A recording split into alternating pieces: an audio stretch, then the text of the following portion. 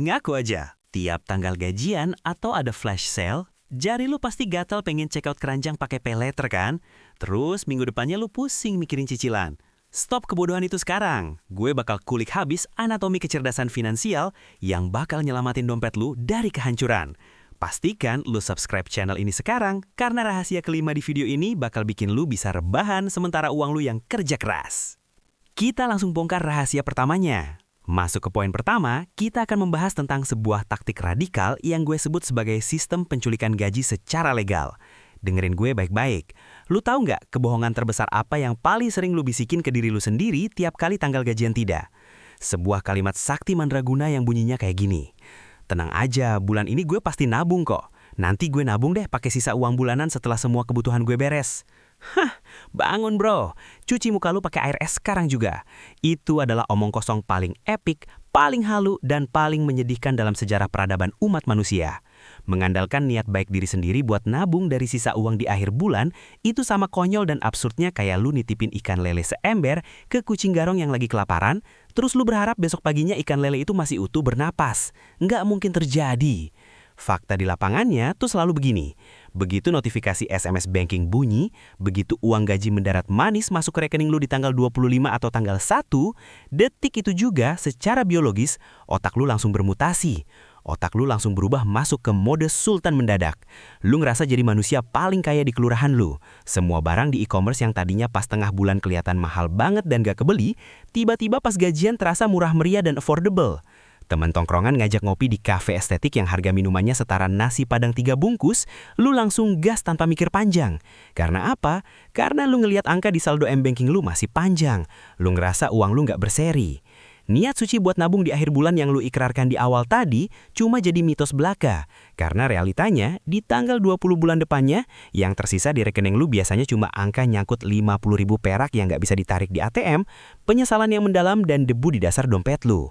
Nah, solusi paling brutal tapi 1000% efektif buat ngakalin otak monyet kita yang konsumtif ini adalah dengan menggunakan sistem auto debit.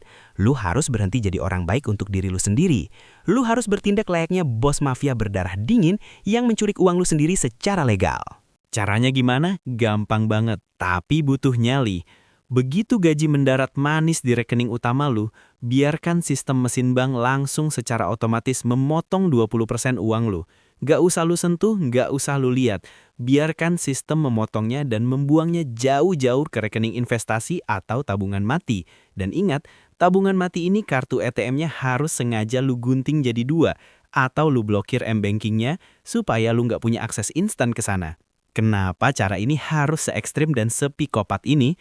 Jawabannya simpel banget bosku. Lu nggak akan pernah bisa menghabiskan apa yang nggak lu lihat di layar HP lu. Saat uang 20% itu udah lenyap duluan diculik sistem sebelum sempet lu belanjain, otak rasional lu bakal secara otomatis menyesuaikan gaya hidup lu dengan sisa 80% dari gaji tersebut. Pasti lu bakal protes. Bang, tapi gue ngerasa miskin dong kalau uang gue dipotong segitu di awal.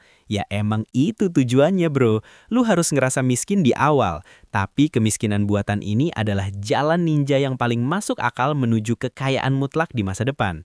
Coba bayangin kalau lu nggak pakai sistem penculikan ini. Uang lu ngendap manja di rekening utama, menggoda lu tiap malam, minta dihabiskan. Tapi kalau lu paksa diri lu buat hidup dalam simulasi kekurangan uang, percaya sama gue, manusia itu adalah makhluk yang super duper adaptif.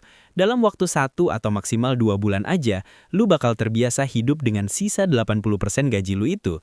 Lu bakal mulai bawa bekal dari rumah, lu mulai ngurangin jajan boba yang gak jelas, dan kerennya, lu bahkan bakal lupa kalau lu sebenarnya punya simpanan rahasia yang makin hari makin gendut tanpa lu sadari. Ini bukan soal menyiksa diri, bukan. Ini soal melindungi diri lu dari kebodohan finansial lu sendiri di masa depan. Kita harus sadar, musuh terbesar dari kekayaan kita bukanlah inflasi negara, bukan juga pajak pemerintah, melainkan jari-jari tangan kita sendiri yang gampang banget refleks ngeklik tombol bayar di keranjang belanja. Jadi, culik uang lu sekarang juga sebelum aplikasi e-commerce dan diskon palsu yang menculiknya duluan. Kalau lu ngerasa potongan 20% itu bikin napas lu sesak dan benar-benar nggak bisa makan nasi, ya udah, mulai dari 10% dulu. Nggak masalah. Yang paling penting di sini adalah membangun otot kebiasaannya. Begitu uangnya udah otomatis ketarik oleh sistem, lu bisa tidur nyenyak tiap malam tanpa harus perang batin. Dan setelah uang lu aman diculik oleh sistem, kita bisa lanjut maju ke medan perang berikutnya, yaitu mengkarantina nafsu belanja lu. Oke, setelah uang gaji lu aman diculik oleh sistem di awal bulan, sekarang kita bergeser ke poin kedua. Kita akan masuk ke medan perang berikutnya yang gak kalah berdarah-darah. Mari kita bahas sebuah jurus pertahanan mematikan yang gue sebut sebagai taktik karantina keranjang belanja 48 jam. Gue yakin seyakin-yakinnya, 100% dari lu yang lagi nonton video ini punya satu kelemahan fatal yang sama. Kelemahan ini biasanya kumat pas jam 11 malam ke atas.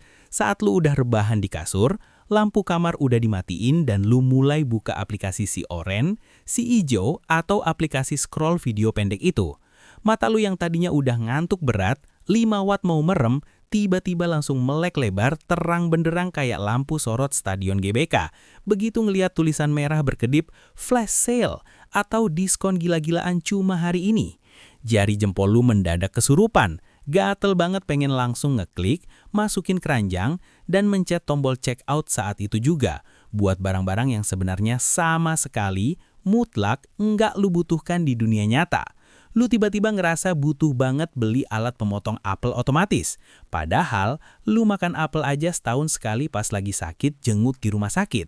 Atau lu nekat beli lampu tidur bentuk dinosaurus yang bisa berubah warna, murni cuma karena harganya lagi miring atau karena gratis ongkir. Tolong waras sedikit bro. Ujung-ujungnya, sebulan kemudian, barang-barang aneh bin ajaib itu cuma berakhir jadi pajangan berdebu di pojokan kamar kosan lu, menu-menuhin tempat doang. Lu harus paham anatomi kebodohan ini. Ini bukan masalah lu kurang iman, tapi ini adalah masalah biologis dan psikologis tingkat tinggi cuy. Saat lu masukin barang ke keranjang dan menekan tombol beli sekarang, otak lu itu secara otomatis melepaskan hormon dopamin dalam jumlah besar. Hormon ini ngasih lu sensasi kebahagiaan instan. Lu ngerasa puas, lu ngerasa menang karena berhasil dapetin harga murah. Lu itu sebenarnya lagi kecanduan sensasi ngeklik tombolnya, kecanduan hormon bahagianya, bukan kecanduan fungsi barangnya. Lu lagi dikendalikan layaknya zombie oleh algoritma. Nah, cara paling ampuh, paling brutal untuk merusak rantai kecanduan setan ini adalah dengan memberlakukan aturan karantina darurat yang sangat ketat. Mulai detik ini, setiap kali lu ngerasa pengen banget, ngebet banget beli sesuatu di luar kebutuhan pokok lu, kayak beras atau token listrik, masukin aja barang itu ke keranjang belanja. Nggak apa-apa, masukin aja biar hati lu sedikit lega. Tapi setelah itu, lu wajib fardu ain langsung tutup aplikasinya, lempar HP lu ke ujung kasur. Jangan pernah sentuh tombol check out. Biarkan barang itu diisolasi di dalam keranjang selama 48 jam penuh.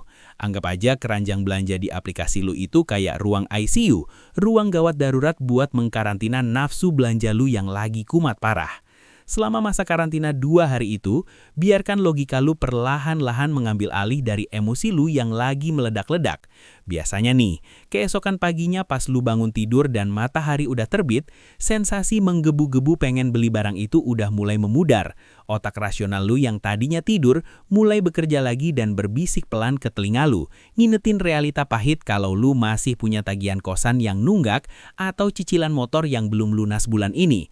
Kalau setelah 48 jam lu udah lupa sama barang itu, atau lu tiba-tiba sadar kalau hidup lu ternyata baik-baik aja dan tetap bernafas normal tanpa lampu dinosaurus tersebut, maka selamat. Lu baru aja menyelamatkan ratusan ribu bahkan jutaan rupiah dari pemborosan konyol yang sama sekali nggak berfaedah. Tapi pertanyaannya, gimana kalau setelah dikarantina 2 hari penuh, lu masih tetap kepikiran dan emang beneran butuh barangnya? Ya silahkan, check out dan bayar. Karena kalau lu masih butuh setelah 48 jam, itu artinya keputusan lu murni udah didasari oleh logika dan kebutuhan objektif. Bukan sekedar hawa nafsu sesaat jam 2 pagi karena kegoda diskon. Taktik ini super duper efektif karena lu nggak sepenuhnya melarang diri lu buat belanja. Kalau lu larang total, batin lu bakal tersiksa. Lu di sini cuma ngasih jeda waktu buat otak lu mencerna informasi. Di era serba instan ini, kemampuan untuk menunda kesenangan adalah kekuatan super yang jarang banget dimiliki orang. Para profesor dan ahli marketing di perusahaan e-commerce itu udah mendesain aplikasi sedemikian rupa supaya lu belanja secepat kilat tanpa mikir panjang. Mereka bikin tombolnya terang, animasinya heboh, dan ngasih timer hitung mundur palsu biar lu panik. Dengan menahan diri selama 48 jam, lu baru saja menampar balik sistem marketing mereka tepat di wajahnya. Latihan menahan diri ini emang awalnya bakal bikin lu gregetan setengah mati. Tangan lu bakal keringet dingin, sakau, gatel pengen buka aplikasi. Tapi cobalah cari pelampiasan lain pas nafsu check out itu datang menyerang. Mending lu bangun, pergi ke dapur cuci piring kek, atau push up 20 kali sampai lu capek. Begitu lu terbiasa dengan metode karantina ini, lu bakal ngerasa jadi manusia merdeka yang punya kendali penuh atas hidup dan uang lu sendiri tanpa harus jadi korban manipulasi trik layar HP. Sekarang kita masuk ke bagian yang agak horor bosku. Siapin mental lu. Beralih ke poin ketiga, inilah saatnya kita melakukan operasi bedah tuntas, tanpa bius terhadap segala macam biaya siluman yang selama ini diam-diam mengerogoti hidup dan masa depan finansial lu. Lu pernah nggak sih ngerasa kayak gini? Gaji lu itu sebenarnya lumayan gede, di atas UMR jauh. Lu juga ngerasa bulan ini lu jadi anak baik. Lu nggak pernah beli barang-barang mewah kayak tas branded, sepatu sneakers edisi terbatas, atau gadget mahal. Tapi entah kenapa, pas masuk minggu ketiga, saldo di rekening lu mendadak sekarat, megap-migap minta tolong. Uang lu nguap begitu aja tanpa jejak. Kasus gaib bin mistis semacam ini biasanya disebabkan oleh gangguan makhluk halus dalam dunia finansial yang sering banget kita abaikan. Dengerin baik-baik, makhluk halus yang gua maksud di sini bentuknya bukan pocong, bukan kuntilanak atau tuyul tetangga sebelah. Makhluk halus modern ini wujudnya jauh lebih rapi dan merusak, yaitu biaya admin beda bank, biaya layanan aplikasi antar makanan online, biaya platform, sampai langganan aplikasi streaming premium yang bahkan passwordnya aja lu udah lupa karena nggak pernah dibuka berbulan-bulan. Cara buat ngusir siluman penyedot darah ini cuma satu, dan lu harus lakuin ini dengan tega. Ambil smartphone lu sekarang, buka aplikasi M-Banking lu, tarik riwayat mutasi rekening selama 30 hari terakhir, dan perhatikan baik-baik tiap baris pengeluaran lu pakai kaca pembesar imajiner. Jadi detektif kejam buat uang lu sendiri. Gue berani jamin, 100% gue taruhan, lu bakal kaget setengah mati melihat betapa banyaknya uang hasil keringat lu yang lari ke hal-hal remeh-temeh yang bodohnya minta ampun.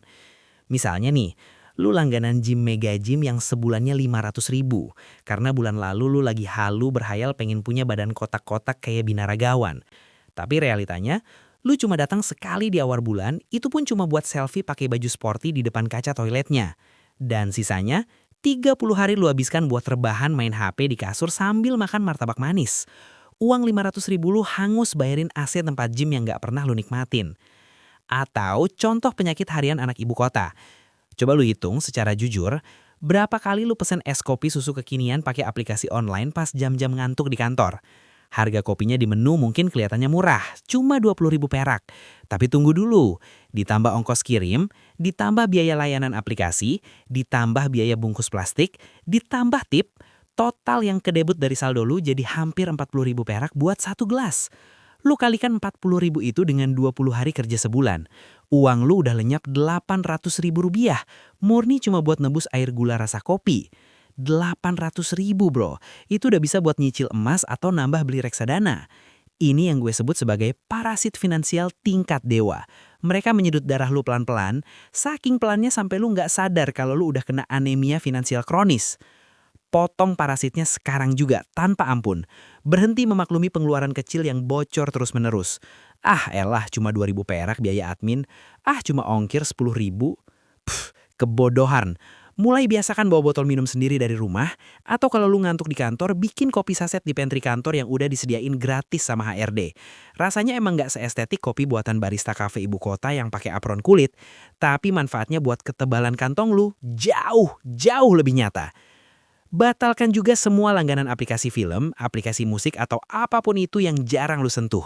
Kalau lu butuh banget nonton karena ada serial baru yang lagi hype, numpang aja ke akun teman lu yang baik hati.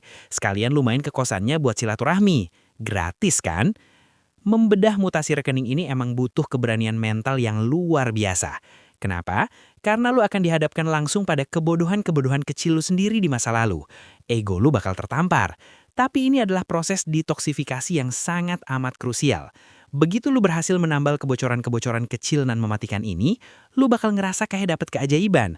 Lu ngerasa dapet kenaikan gaji dari bos lu, padahal nominal pemasukan lu angkanya tetap sama.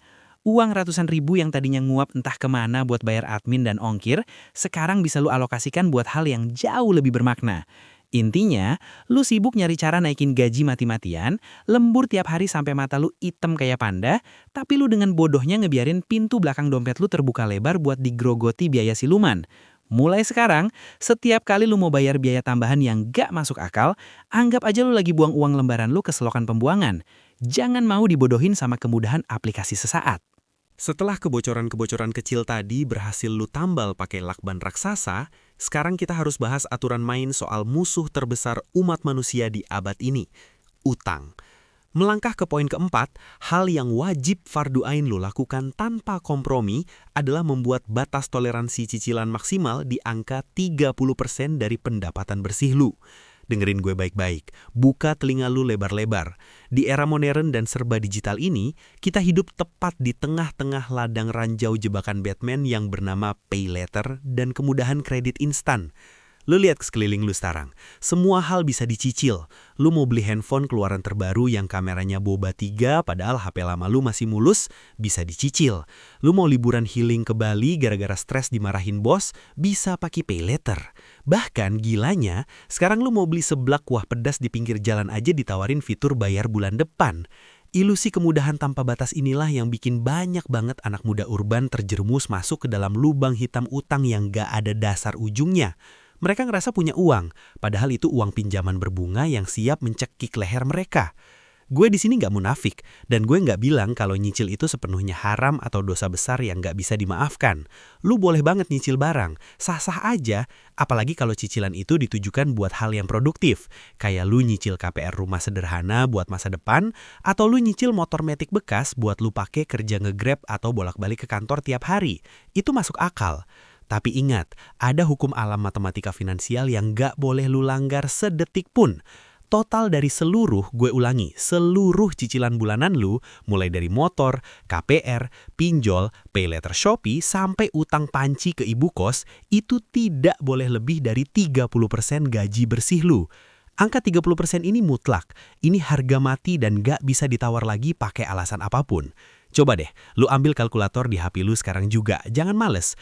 Jumlahkan semua tagihan pay later lu bulan ini, cicilan kendaraan, sampai utang pinjaman online kalau lu punya. Terus lu cocokin sama gaji bersih lu. Kalau totalnya pas lu hitung ternyata masih di angka 25%, lu masih aman bro. Lu masih bisa bernapas lega dan ngopi santai di akhir pekan. Tapi, begitu angkanya menyentuh 31% atau bahkan tembus 50% gaji lu, wah, anggap aja lampu merah sirine bahaya udah menyala terang berputar-putar di atas kepala lu. Lu lagi diambang kiamat finansial. Kenapa ini sangat-sangat berbahaya? Karena dengerin gue, ketika cicilan lu melebihi 1/3 dari gaji lu, secara harfiah lu udah mengubah status sosial lu di dunia ini. Lu bukan lagi orang merdeka, lu resmi berubah wujud menjadi budak korporat seumur hidup. Coba, lu resapi penderitaan ini. Lu kerja rodi tiap hari, lu bangun subuh, lu mandi pakai air dingin, lu berangkat pagi menembus kemacetan jalanan yang bikin stres, lu dimarahin bos di kantor, lu diinjak-injak klien, lu pulang larut malam dengan punggung mau patah. Tapi hasil keringat darah lu itu ternyata bukan buat menghidupi diri lu sendiri. Lu kerja banting tulang murni cuma buat memperkaya para direktur bank dan pemilik perusahaan pembiayaan kredit. Lu yang capek keringetan nahan lapar di jalan, tapi malah mereka yang asyik beli mobil sport mewah pakai uang bunga dari hutang-hutang lu. Sakit nggak dengar realita itu? Jangan pernah biarkan gengsi receh menghancurkan masa depan keturunan lu. Banyak banget orang di luar sana yang rela makan mie instan campur nasi setiap hari di akhir bulan sampai ususnya keriting, murni cuma demi bisa pamer handphone boba 3 terbaru waktu lagi nongkrong di kafe. Padahal teman-teman tongkrongannya juga nggak peduli-peduli amat sama merek HP lu. Kalau malam ini lu sadar cicilan lu udah ngelewatin batas wajar 30% itu, segera lakukan pengereman darurat. Tarik rem tangannya kencang-kencang. Puasa beli barang cicilan baru sampai semua hutang lama lu lunas. Kalau perlu, jual barang-barang branded atau gadget nggak penting di kamar lu buat nutup sisa hutang berbunga tinggi itu. Menjaga rasio cicilan di bawah 30% adalah kunci utama. Gembok utama agar cash flow lu tetap sehat walafiat. Lu masih punya sisa 70% buat makan enak bergizi, buat nabung, buat investasi, dan buat ngasih uang bulanan ke orang tua lu tanpa harus merasa dicekik tiap kali tanggal jatuh tempo datang menghampiri. Kendalikan hutang lu dari sekarang, sebelum hutang itu yang bermutasi jadi monster yang mengendalikan dan menghancurkan seluruh kebahagiaan hidup lu. Percayalah sama gue, gak ada hal yang lebih mewah dan menenangkan di muka bumi ini selain lu bisa tidur nyenyak di atas kasur yang empuk tanpa harus diteror telepon dari penagih hutang jam 7 pagi. Gaya hidup minimalis tanpa beban cicilan liar itu auranya jauh lebih elegan, jauh lebih mahal daripada kelihatan kaya dari luar tapi mental lu hancur lebur dikejar tagihan pay later. Akhirnya kita tiba di poin kelima.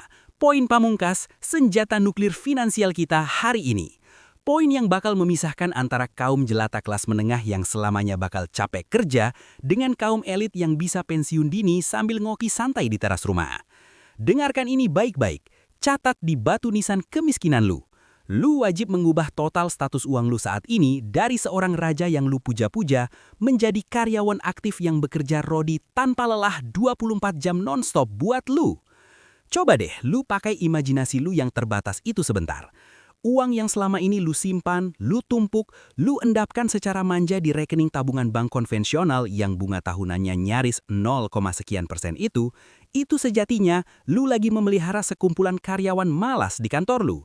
Kalau lu biarkan mereka tiduran santai di rekening biasa, main HP, rebahan nunggu gajian, mereka nggak akan pernah ngahilin apa-apa buat lu. Nol besar. Malahan, bosku, dengerin realita pahit ini. Nilai uang lu setiap tahun akan terus menyusut, keropos, diamputasi secara brutal oleh monster tak kasat mata bernama inflasi. Ditambah lagi, dipotong biaya admin bulanan yang perlahan tapi pasti merampok kekayaan lu. Gaji yang udah susah payah lu kumpulin pakai keringat darah dan air mata, kalau cuma lu diamin di bank biasa, ujung-ujungnya malah jadi semakin tidak berharga. Lu kerja rodi buat ngumpulin duit, tapi duit lu malah santai-santai. Bodoh banget gak sih pola pikir kayak gitu? Ini saatnya lu bermutasi wujud. Berhenti jadi penabung yang naif dan berubahlah menjadi bos yang kejam buat uang lu sendiri. Jangan biarkan selembar uang 1.000 perak pun di dompet lu atau di rekening lu berani bersantai ria apalagi tidur siang. Tendang bokong mereka, bangunkan mereka pakai tongkat besi, paksa mereka untuk bangun pagi, pakai sepatu boots kerja, dan kerja rodi keras dengan memindahkan dana tersebut ke instrumen investasi buat pemula. Buat lu yang nggak mau pusing, yang otaknya langsung hang kalau lihat grafik saham yang ribetnya minta ampun, lu bisa lempar uang lu ke instrumen reksadana pasar uang atau reksadana pendapatan tetap. Di sana, uang males lu akan dikelola secara profesional oleh manajer investasi yang pintar-pintar, dipekerjakan buat dibelikan obligasi negara atau deposito yang memberikan keuntungan nyata di atas inflasi setiap tahunnya. Lu nggak perlu jadi ahli ekonomi makro, lu cuma perlu rutin, disiplin, dan kejam memindahkan dana di awal bulan setelah gaji diculik, dan biarkan keajaiban bunga majemuk atau compound interest melakukan tugas sucinya, mendaur ulang uang lu menjadi anak pinak uang baru secara eksponensial. Bayangkan betapa asik dan elegannya hidup lu saat lu lagi rebahan santai sambil nonton serial Netflix di kamar ber-AC, uang-uang lu lagi keringetan di luar sana mencari makan, berantem sama inflasi, dan bawa pulang gepokan uang baru buat majikannya, yaitu lu. Saat lu tidur nyenyak, mimpi indah, uang lu tetap lembur kerja rodi 24 jam penuh, tanpa pernah berani minta uang lembur, tanpa pernah protes, tanpa pernah minta cuti tahunan ke HRD. Inilah secara fundamental membedakan orang yang selamanya terjebak dalam siklus kelas menengah merana dengan orang yang benar-benar bisa lepas dari beban finansial. Orang biasa bekerja keras mengejar uang, sementara orang pintar memaksa uang untuk bekerja keras mengejar mereka. Tapi ingat baik-baik, dengerin peringatan ini. Berinvestasi bukan berarti lu main judi slot atau ikut-ikutan masukin uang ke koin kripto antah berantah yang logonya anjing gara-gara disuruh influencer halu di media sosial. Itu bukan investasi, itu kebodohan bunuh diri finansial. Investasi yang benar itu rasional, membosankan tapi konsisten jangka panjang. Cari kendaraan investasi yang legal, aman, diawasi OJK dan cocok sama profil resiko lu. Semakin cepat lu merekrut uang lu jadi karyawan aktif, semakin cepat pula lu bisa pensiun dini, ngopi santai di teras rumah tanpa pusing mikirin besok mau makan apa. Uang adalah pelayan yang sangat luar biasa taatnya kalau lu pegang kendalinya kencang. Tapi ingat, uang juga adalah majikan yang sangat buruk kalau lu biarkan dia mengendalikan hidup lu. Gue sangat menyarankan lu buat mulai merekrut uang lu hari ini juga walaupun modalnya cuma 100.000 perak. Nominal awal itu sama sekali nggak penting. Yang paling esensial dan krusial di awal adalah membangun mentalitas seorang majikan uang yang kejam. Begitu lu melihat uang 100.000 lu bertambah menjadi 105.000 dalam beberapa bulan tanpa lu harus ngapa-ngapain, otak lu langsung terprogram ulang secara ajaib. Lu akan mulai ketagihan melihat uang lu bekerja dan tanpa sadar lu akan terus tendang bokon uang males lu untuk menambah modalnya sedikit demi sedikit setiap bulannya. Jangan sampai lu kerja keras seumur hidup cuma buat pamer ke orang yang bahkan nggak peduli sama lu. Jadilah majikan yang cerdas sekarang juga. Seperti janji suci gue di awal video tadi, sekarang saatnya kita buka kotak Pandora. Ini adalah rahasia pamungkas, insight paling berharga yang bakal ngubah cara pandang lu ngelihat dunia finansial selamanya.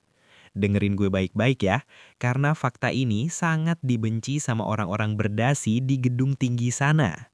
Pernah gak lu mikir sambil ngopi, kenapa gedung-gedung bank di Jalan Sudirman atau di pusat kota itu selalu jadi gedung yang paling mewah, paling menjulang tinggi sampai nembus awan, lantainya dari marmer asli yang super mengkilap, dan AC-nya dingin banget kayak di Kutub Utara? Lu kira mereka bangun kemegahan itu pakai uang daun? Lu kira mereka dapat untung dari biaya admin lu yang cuma 10.000 perak sebulan itu? Salah besar bosku. Semua kemewahan gedung bank, gaji direktur mereka yang miliaran, sampai senyum manis customer service yang nawarin permen gratis pas lu datang, semuanya itu murni dibayar dan disubsidi pakai uang bunga hutang dan kecerobohan finansial lu sendiri. Ini rahasia kotornya. Bank itu sebenarnya secara institusi bisnis sangat-sangat membenci orang yang terlalu pintar mengatur uang. Mereka benci banget sama orang yang literasi keuangannya tinggi. Kenapa? Karena model bisnis utama mereka, nyawa perusahaan mereka, itu hidup dari menyedot darah orang-orang yang bodoh secara finansial. Coba lu bayangin cara kerja lintah darat berseragam rapi ini. Lu dengan polosnya nabung uang hasil keringat lu di bank mereka. Lu cuma dikasih bunga 0, sekian persen setahun, itu pun habis dimakan biaya admin bulanan. Terus, bank mengambil uang tabungan lu itu dan dengan santainya meminjamkan uang lu tersebut ke temen lu sendiri yang lagi kepingin beli HP Boba 3 pakai layanan pay later atau kartu kredit. Dan bank ngecharge temen lu dengan bunga selangit bisa sampai 25% setahun. Mereka berbisnis tanpa risiko, memakai uang lu untuk mencekik orang lain. Mereka butuh lu tetap bodoh. Mereka butuh lu terus-terusan kegoda diskon palsu. Mereka butuh lu ngerasa gengsi kalau nggak liburan ke luar negeri pakai pay later. Karena kalau semua orang di negara ini tiba-tiba sadar, pintar, dan berhenti ngutang buat hal-hal konsumtif, bank-bank itu bakal kalang kabut kehilangan sumber pemasukan utama mereka. Kalau malam ini lu nekat berani nerapin 5 langkah brutal yang udah gue bahas panjang lebar tadi secara konsisten, lu pada dasarnya baru saja menghancurkan model bisnis mereka tepat di depan muka bosnya. Lu tiba-tiba berubah wujud jadi mimpi buruk yang paling menakutkan buat para petinggi bank dan perusahaan leasing. Bayangin, lu potong gaji lu di awal lewat auto debit sebelum mereka bisa ngerayuin lu buat belanja. Lu karantina keranjang online lu sampai nafsu belanja lu mati kelaparan. Lu basmi semua biaya siluman yang biasa nyedot saldo lu tiap bulan. Lu batasi utang lu nggak lebih dari 30% sampai mereka nggak bisa memeras bunga tambahan dari lu. Dan puncaknya, lu tarik uang lu dari tabungan biasa. Dan lu ubah uang lu jadi karyawan aktif di instrumen investasi yang ngasih keuntungan buat diri lu sendiri, bukan buat bank. Sistem mereka langsung error, glitch berantakan ngadepin manusia merdeka kayak lu. Lu berhasil keluar dari jebakan matriks kemiskinan yang udah mereka desain dengan sangat rapi selama puluhan tahun. Lu mengambil alih kembali kemudi hidup lu secara penuh 100%. Jadi tunggu apa lagi? Lu mau nunggu tahun depan buat berubah? Lu mau nunggu sampai rambut lu ubanan dan gigi lu rontok baru mau sadar? Gak usah nunggu besok. Mulai malam ini juga, detik ini juga, aktifin sistem auto debit di HP lu. Cari semua aplikasi pinjaman online berkedok kemudahan pay later yang cuma jadi benalu nyedot darah lu. Lalu uninstall dan hapus akunnya ke akar-akarnya. Mulai pekerjakan uang lu layaknya bos besar yang kejam dan tak kenal ampun. Jangan pernah sampai lu kerja keras banting tulang seumur hidup lu, mengorbankan waktu tidur, kesehatan, dan keluarga lu. Murni cuma buat pamer gaya hidup palsu ke orang-orang di luar sana yang bahkan pas lu sakit atau bangkrut besok pagi, mereka nggak akan peduli dan nggak bakal ngasih lu makan sedikit pun.